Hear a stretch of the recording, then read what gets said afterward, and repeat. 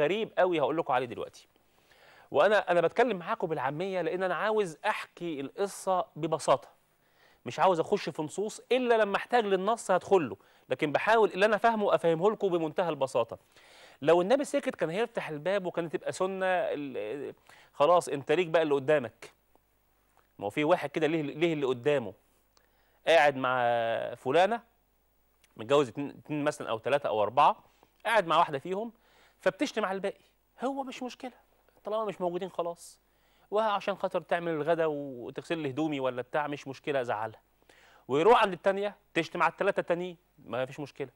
كده انت كده بتعمل حريقه، انت كده بتولع في الدنيا، انت كده ما بتردش غيبه اللي غايب، انت كده بتشجعهم على ان هم يخرجوا عن الاطار اللي المفروض ما يخرجوش عنه.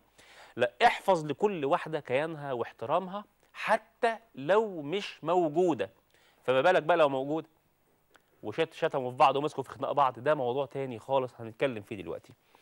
كانت السيدة عائشة شأنها شأن أي إنسانة بتحب جوزها،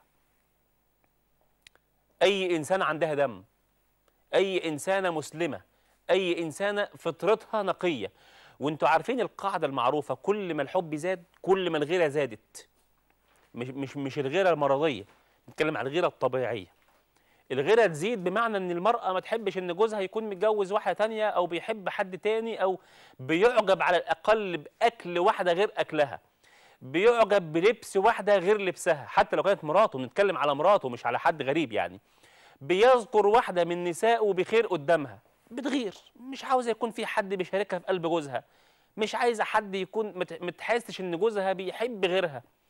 حقها ونتعامل معاها على هذا المنطق. جميل، ما اقولهاش انت غلطانه في كده. السيده عائشه كانت كده بقى، كانت بتحب، ومين ما يحبش النبي صلى الله عليه وسلم، صلوا عليه. كانت بتحب النبي جدا اكتر من المطلوب، يعني حب شديد جدا، حب زياده قوي. كان ده بيخليها تغير قوي.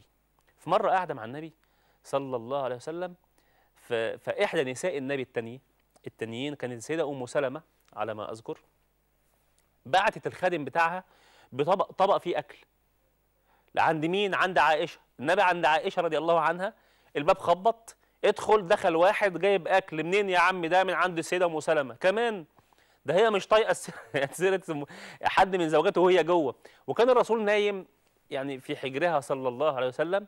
فقامت السيده عائشه من غيرتها، قامت واخده الطبق من صاحبنا الخادم وقامت رمياه في الارض